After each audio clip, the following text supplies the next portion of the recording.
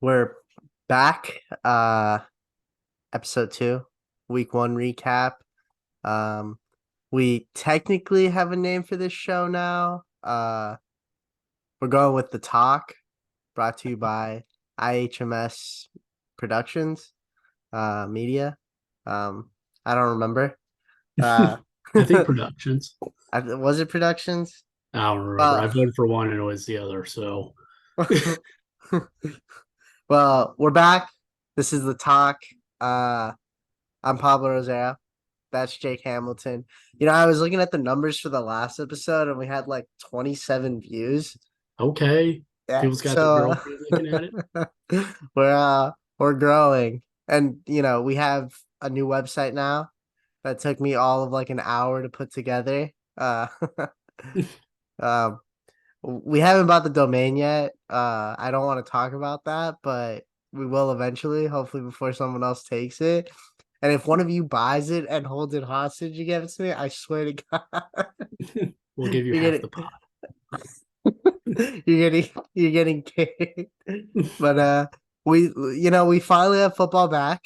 Uh it was a really interesting week 1 where half the league scored over 120 and the other half couldn't even break 100. Um the closest game was against Andres and Ethan, and I mean that Monday night game was just that was a roller coaster ride. I had no stakes in it. I was ahead of Tommy enough, but I mean, damn. Rogers going down 4 plays in, and then Josh Allen having 4 total turnovers completely cost the game for Andres. But Yeah. I mean, let's start there. What are your thoughts on the fantasy implications of the Jets now without Rogers?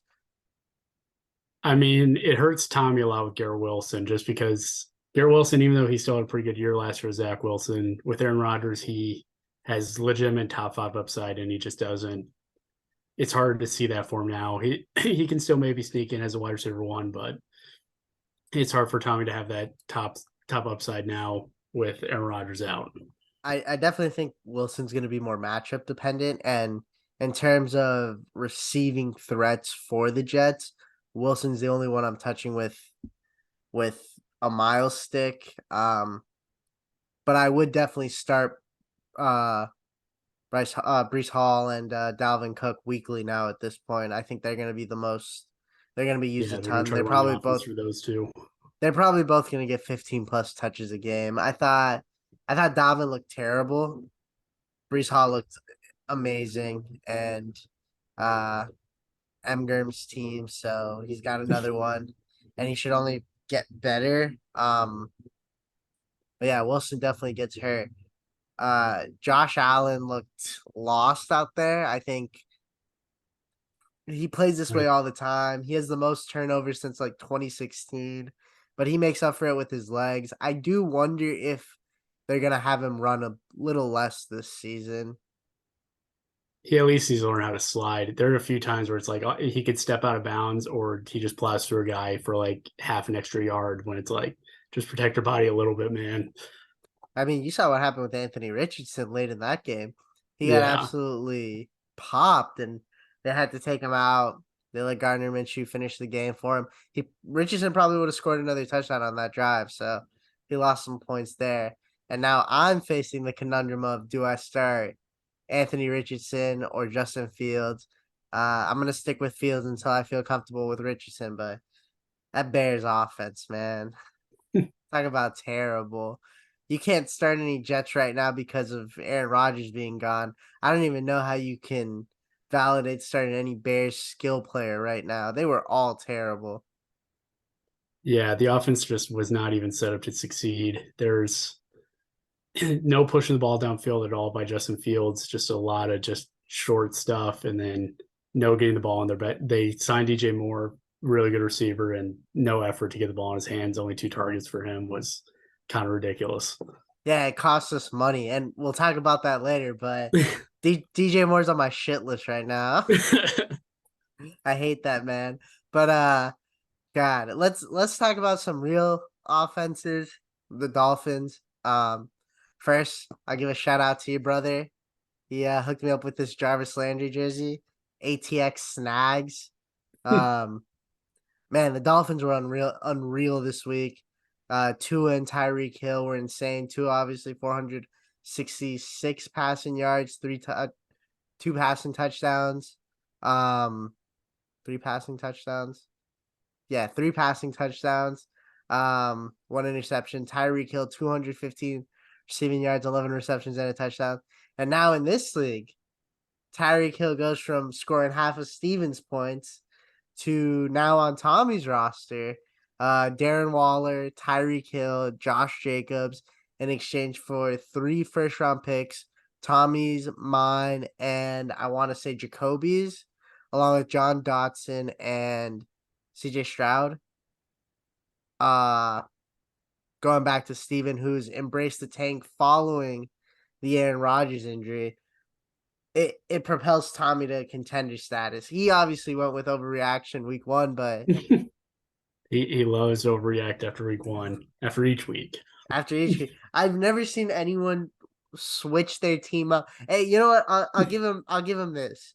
We told him this offseason not to get rid of all of his picks, and he didn't get rid of all of them in the offseason. He waited until after week 1. So I applaud the man for that. But man, he's got a legit team. He does. It's scary. He's It's a good team, and he's still gonna mess it up. He's gonna mess it up. I just know it. yeah, I mean the injury bug's already biting him a little bit, so we'll see what Deontay happens. Johnson. I mean, he's got depth too. I mean, he's Yeah. fortunate. Obviously, at running back, it's tough, and he's got the injury bug. He's got Cam Akers, which alone is just trash. Yeah. Uh, At 22 least for carries him though, for James 29 Cook. yards. James Cook looked good, Yeah, and he's getting more usage than last year. So if he can he's keep gonna be that their up, that number. can really help him. He's James Cook's probably gonna end up being their number 2 receiver this year. That's Mhm. absurd. Yeah. I thought it was a great trade. I thought it was. It's one of those trades where one team's giving a lot to be a contender. Tommy's very fortunate that he does have a very young team. And the reality is this: Josh Jacobs is going to get a contract somewhere.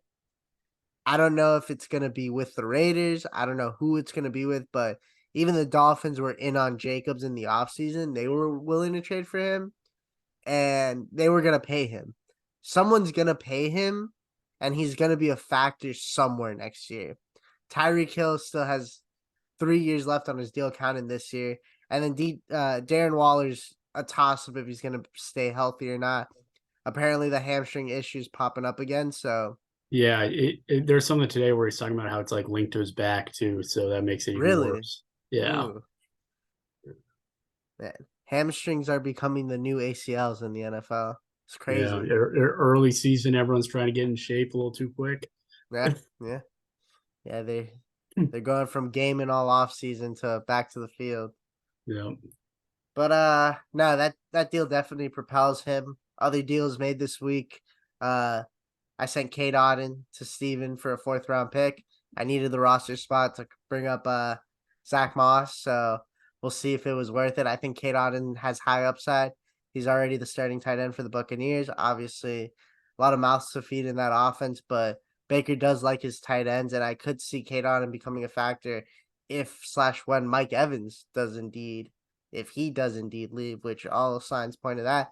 And then a 4th round pick and 5 fab from Tommy to M Tom for KJ Osborne, who right now is listed as the Vikings number 2 receiver, but and he did outsnap Jordan Addison, but Addison saw more targets, had a touchdown, and he looks legit. So it's a good 1-for-1 trade for the two of them. I think it helps with both sides. mm, M Tom's team kind of got beat up by Joss this week. It was about a 30-point swing. yeah, And Josh was a team that we had talked about as being a potential sleeper. So his team's got good upside. hmm yeah. It definitely does. He Kenneth Walker had a good week for him, especially they brought in competition for Kenneth Walker, but Kenneth Walker, even with an injury through camp, ended up dominating the backfield a little bit. He had 16 touches. He played pretty well in the receiving game too. He didn't have the points really to show for it, but but with the touchdown, that ends up being a good week. And I it felt like the Seahawks offense just never could get going. yeah, And that'll improve through the year. yeah, and it's definitely they're in a situation now where there's maybe too many mouths to feed. DK had a long touchdown.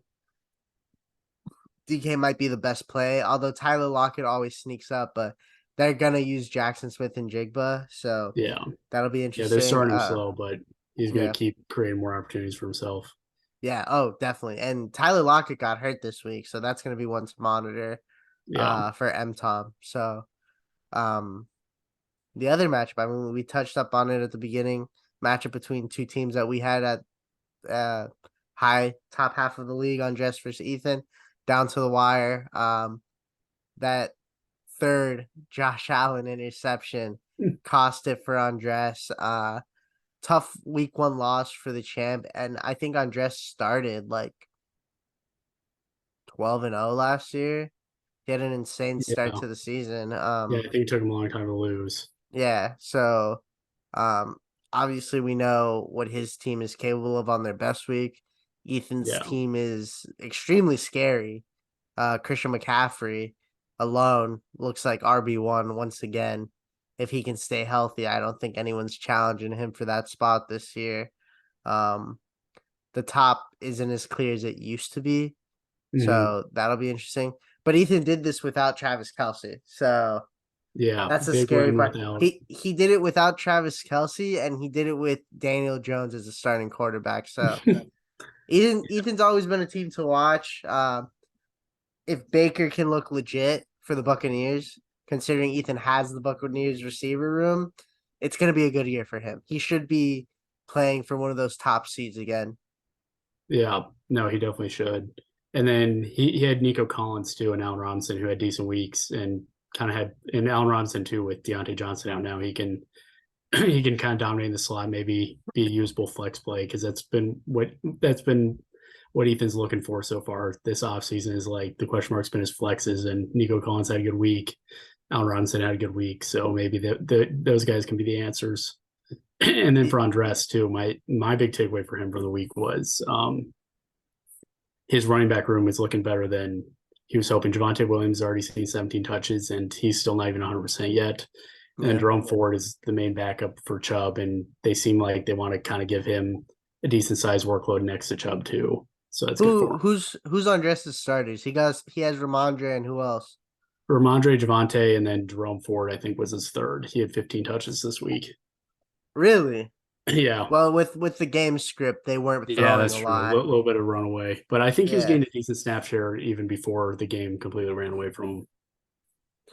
We'll go from that game of two competitors to two teams that one who keeps calling me out for my rankings when it's kind of consensus rankings all around. Jacoby versus Dume. Jacoby, as we expected, took it when you had Patrick Mahomes, you should be winning a lot. This team probably won't be winning a ton, but still he won this week against Dume. I'll say this about Dume's team. It's looking better. There is a Yeah, light at the end of the tunnel, and Dume, I think, is 2 years away from it. I think so too. Even though right now, if the season were to end today, he would have the number one overall pick. He's still his team. Yeah, there's light at the end of the But tunnel. but think about it like this: like with his team right now, I think Mm, Jaden Reed is going to be legit. He looked yeah, good. I think that Packers offense, not this year, but next year, is probably going to be throwing 40 times a game. yeah, definitely. Yeah, Jaden Reed will If definitely be a big improvement. And if if he ends up with the first overall pick and gets he's getting Marvin Marvin Harrison, Harrison then all of a sudden his receiving room is looking a lot with better. Bijan Robinson, I mean, Yeah, there's a path. And the thing is this too, like if Josh Kelly can do what he's doing now, with Austin Eckler being in limbo, Kelly could be a legit number one. I mean, it yeah, wouldn't shock me whatsoever. yeah. He's got a chance for a couple weeks now where he might win, where he could win a bigger role in the offense with Eckler maybe being out a couple weeks with a high ankle sprain. And So and the thing that'll be is that'll be like interesting for Dume. See if he can find a producer there from the waiver wire. and the thing is like it's Kellen Moore's offense. The Cowboys have been able to sustain were able to sustain two backs with fantasy relevancy for 2-3 years. I mean, Tony Pollard was always a RB3 flex play, even with Zeke taking a ton of the carries. So it's going to be an interesting thing. Austin Eckler said on his podcast that he thinks people should be picking up Kelly. So that's going to be really good for Dume. He has Zeke too. Zeke did have a couple carries, did not look good, but it's tough. Little They played that Eagles defense, and that Eagles front four is always very legit. So yeah. um, I think Dume will be fine. Jacoby, I think Derrick Henry obviously isn't the player he once was, but it's tough to say too because this game script definitely didn't follow what benefits Derrick Henry, Mm. and Saints they defense is just tough too. Saints defense is tough, and it's a lot. The Saints are going to be a lot better. The Saints are going to win that division. I think we Yeah. have to put everything else out there. I know people are saying the division's wide open. Tampa could win it. Tampa also has a good defense, but they're not New Orleans. New Orleans is just top to bottom better. Once they get Alvin Kamara back and actually can have a run game, no one in that division is going to contend with them. Yeah, definitely not. Um, Yeah. Looking moving forward, let's talk about your matchup. You got the benefit of playing the lowest scoring team, who scored under 50. Yeah, 49.38. 49.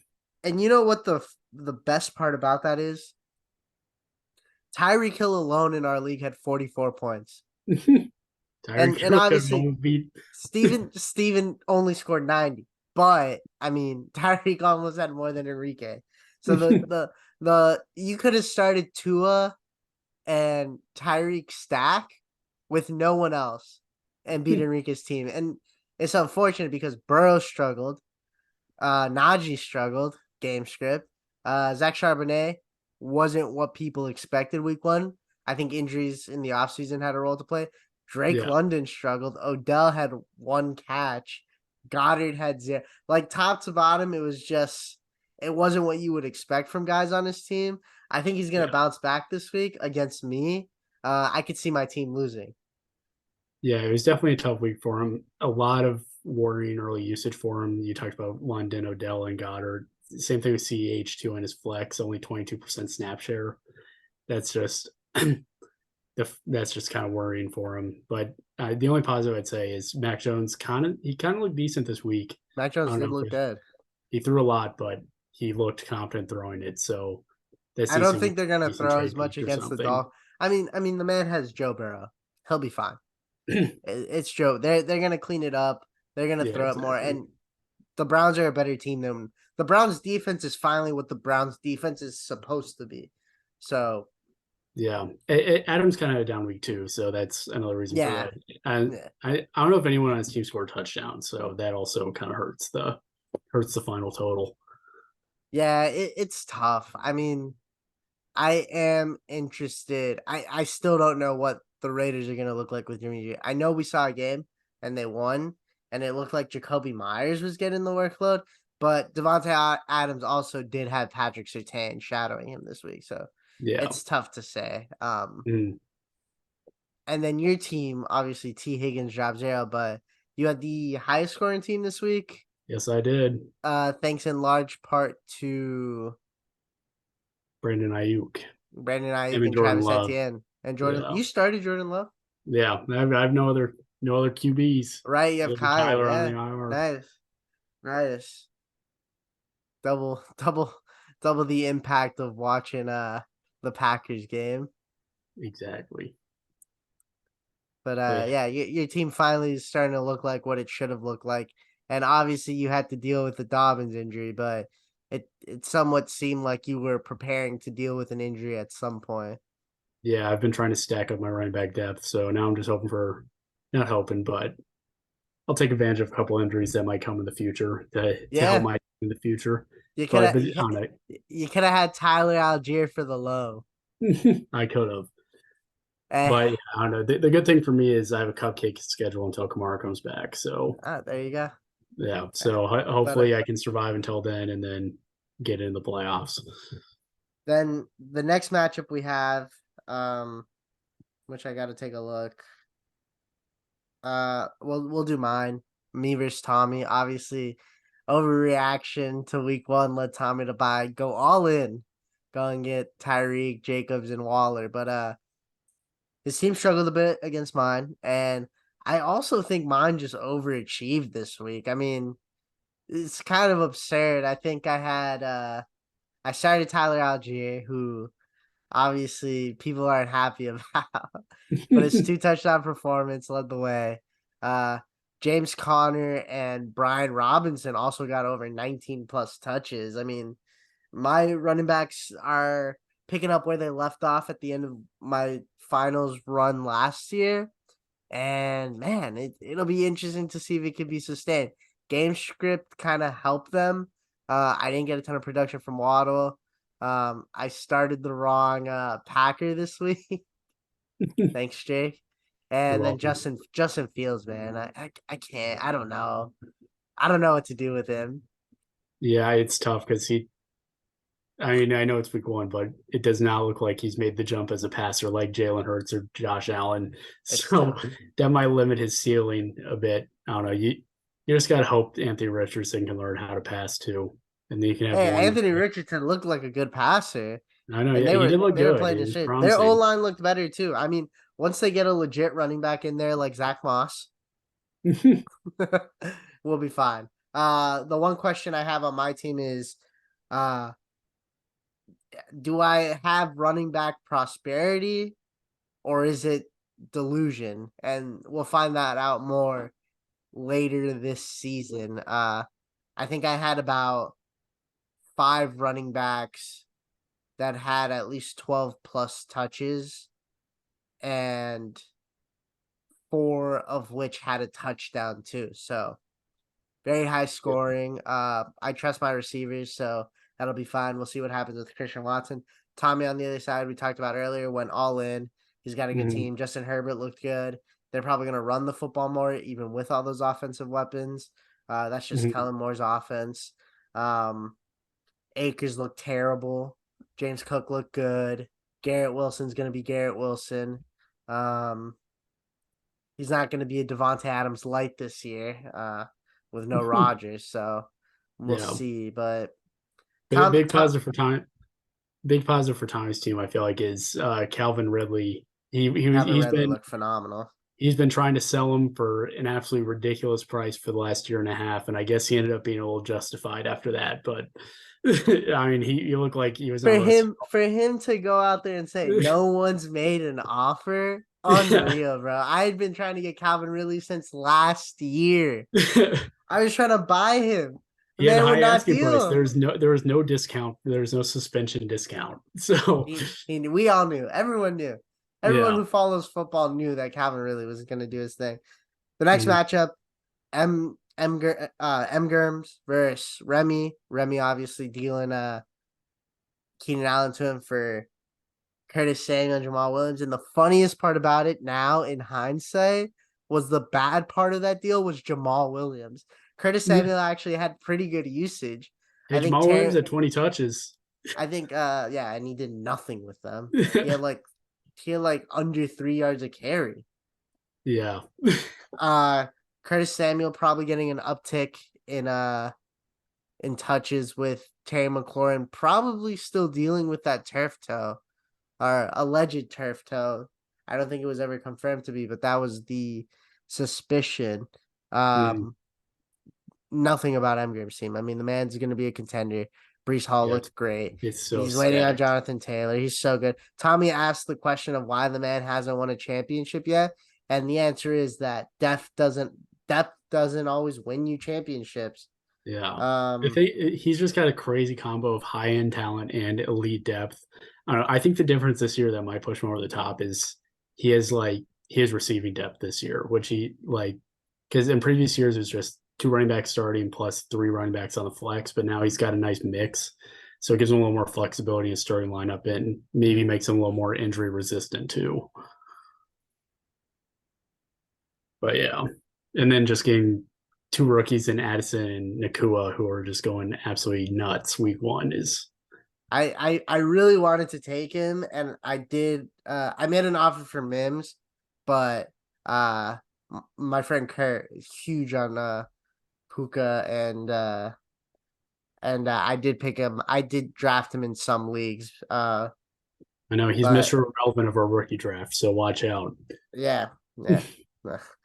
But man, and then the last matchup, Josh versus Steven. Steven now with the injury to Rogers phoned it in and said, "I'm going to the draft. Take me to April." Uh, I've talked to him about who he's targeting, uh, and he's got a legitimate shot at getting all of the guys he's interested in. And I mean, he owns almost half the first round, Yeah, so he's got five he has firsts and five first round picks three of them likely early too, with his own with his own. Jacoby's and Remy's. So Potentially, I would say he might end up having the third or the second, third, and fifth pick in this draft. yeah, Um, yeah, I can see uh, that. so obviously, I think the first is going to go to Dume again, which is good. I Yeah, mean, the man's building. I know And then his team's on the up. It is on the up. it is on the and as things stand right now, I would probably have Enrique at 4. I won't. I'd say that 2 is going to be his own team. 3 probably Jacoby's. I think Jacoby ends up selling at the deadline, and Yeah, 5 is going to be Remy. yeah, I think I agree with that. I mean, I could see Steven did sell off a lot of talent here. There's a chance he could be competing for that number one overall pick, but it just depends. It kind of depends on how Saint Dumay's depth looks this year. Maybe if Josh Kelly keeps improving, he can maybe improve his lineup enough to not be the first overall pick this year. Yeah, yeah, and he got he. I didn't think he got off to a bad start. He's just got a very his difficult receiving room is just the fact that he has guys who can put up big points, but it's not weekly. That's his problem. Yeah, We are running out of time here, so Josh's team, Eckler and Chubb is. I think Josh is a sleeper to win it all. yeah, me too. Every year we always have one guy, and Eckler, Chubb, Hopkins had like 13 targets. Pittman also had double digit targets. Um, he may have he was in need of. I mean, he has Watson, Tua, and Kirk Cousins Kirk moving a Cousins. quarterback. Might be beneficial, and he didn't even Yeah, start all Tua three of this them week. finished in the top 10 this week too, which is kind of nuts. Uh, I mean, Ty J Spears could end up being a very good flex play for him too. Um, he has no depth except he has Josh Downs and Keyshawn Butte, who apparently ran like the second most routes for the Patriots this week. Um, that's my sleeper team, but we'll get into the rankings. I think that we are running out of time, so uh,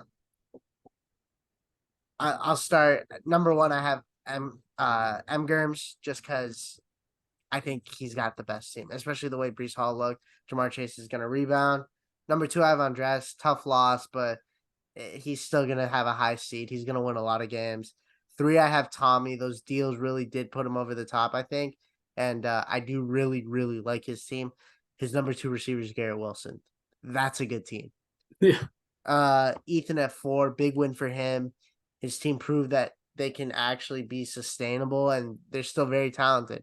The injury bug might hit him, but we'll see when that happens. We can have that conversation then. I have you at 5. Your team finally looked like they should. If Etienne can produce as he did, then he'll be fine. He also got 1 goal line touchdown vultured. Shout out Tank Bigsby. 6, Josh, like we said, Chubb, Eckler as your 2 starting running backs is the best running back room in the league. As good as M. Grims is, they're not 2 out of the top 4 running backs. So yeah, 7, I have me. Big win. We'll see if the running back consistency is there. If I don't have running backs, my team sucks. M Tom at 8, tough loss, but he's gonna rebound. Joss at 9. I still think there's too many question marks with his team to really move him up any further, but I do really like his team this year. Interested to see the Gibbs Montgomery connection duo. Enrique at 10, tough week. but he's just too talented compared to the other four teams after him. So I think he rebounds, but another year of obscurity might actually help him long term. Drafting higher would be better. Mhm. Jacoby at 11, he's not going to like it, but he moved up. Having Henry and Mahomes is always a plus. Christian Kirk was a non factor, and it looks like he lost that number 2 job to Zay Jones. Remy at 12, tough loss. He doesn't have a ton of talent, and his guys just aren't elite enough. Aaron Jones also being hurt doesn't help. Steven at 13, he sold the house. He's got Mixon left. He's selling Mixon too. Go buy if you can. And Dumais at 14, rough week, least amount of talent now, but I do think he's on the right track. I think he's done a lot better job than some of the other teams in this league. Yeah, my ratings are pretty similar. I have a few switch rounds just because those guys kind of similar to your that one guy beat the other guy, so I was respecting the head to head. Mhm. So for me, my number one, I have M. Gurms also. His team's just stacked. Adding Keenan Allen too gives him so much flexibility in his entire lineup that it's hard to see him choking it again this year. Number two, I have Ethan. He beat Andres. He's getting Kelsey back. I think he's set up. I don't know for him too. Godwin and Evans looking pretty good with Nico Collins. His starting lineup's starting to look a little better, so that's good for him, especially if he can stay healthy. Andres at 3, he's probably gonna go back up to number 2 next week, but his team's so good, and yeah, we Unreal. don't need to talk about that anymore. 4, I put me because I would have put myself a little higher, maybe jumped on Dress if I didn't lose Dobbins this week, but losing Dobbins kind of caps my rise here. 5, I've you. You've a good young core of high upside receivers, and I don't know. I think especially if that running back room, if someone like Kyron Williams can still dominate the backfield for the next few weeks, then you're gonna just keep moving up. I have Tommy 6 after that trade. Tommy's kind of in around me and you in the same ranking. Is all kind of interchangeable. Same thing with Josh, who I have at 7.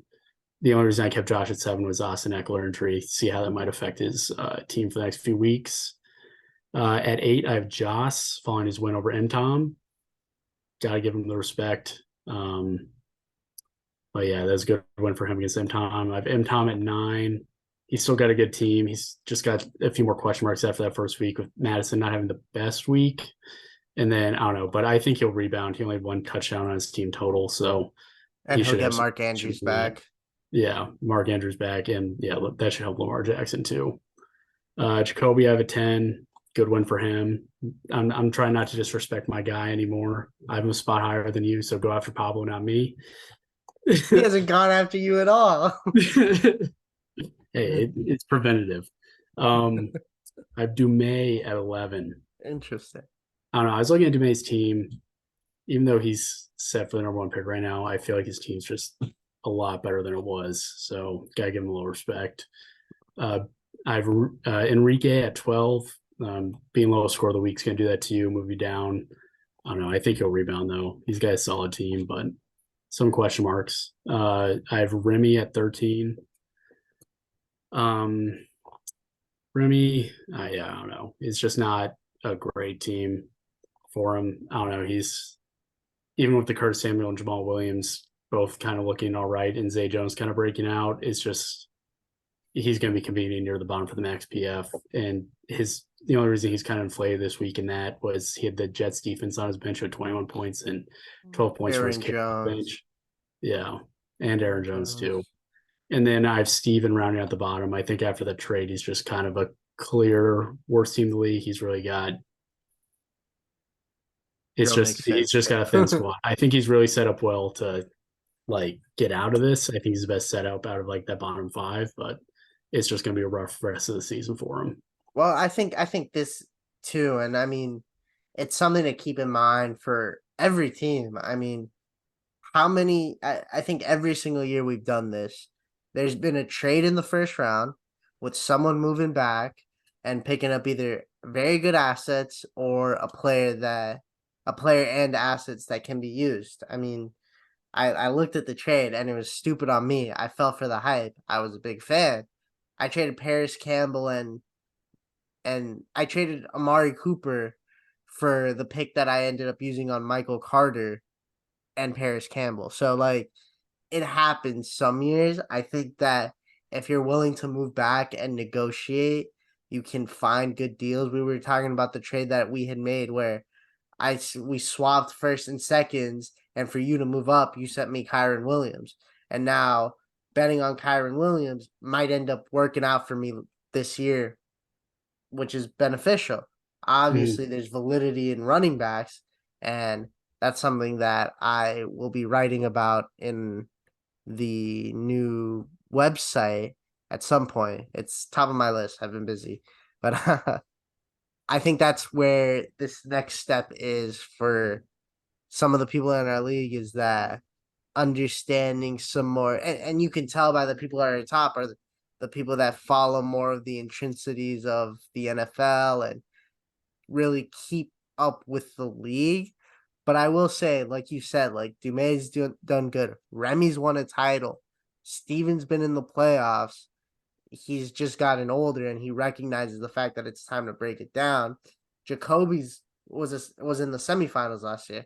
So like I don't think that there's really many bad teams in this league.